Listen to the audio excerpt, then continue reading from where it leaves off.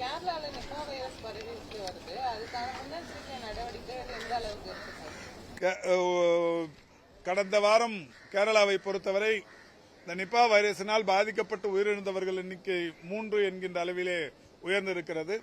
உடனடியாக இது தெரிந்தவுடன் மாண்புமிகு முதல்வர் அவருடைய வழிகாட்டுதலோடு கேரளா மற்றும் தமிழக எல்லைகளில் பாதுகாக்கும் அந்த பணியினை பொது சுகாதாரத்துறை தொடர்ச்சியாக ஈடுபட்டிருக்கிறது.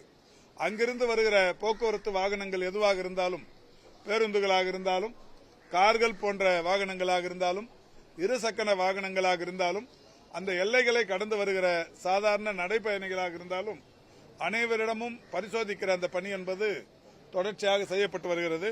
குறிப்பாக நடுங்கணி, கோலாடி, தொல்லார், நம்பராயங்கண்ணு, பட்டாவயல் போன்ற இந்த 5 இடங்களில் நிரந்தர முகாம்கள் அமைக்கப்பட்டு வருபவர்கள் கண்காணிக்கப்பட்டு வருகிறார்கள்.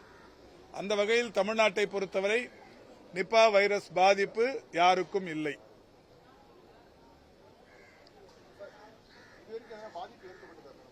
எதுங்க? இல்ல இதுவரைக்கும் வரல.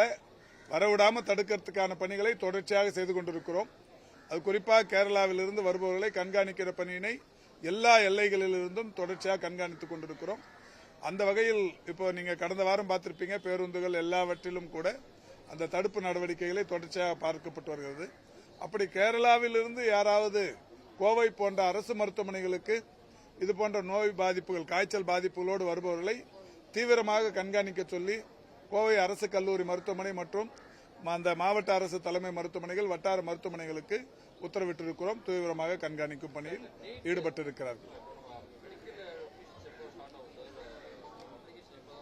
இப்ப உச்சநீதிமன்றம் நேற்றைக்குத்தான் தடை இல்லை என்று சொல்லியிருக்கிறார்கள்.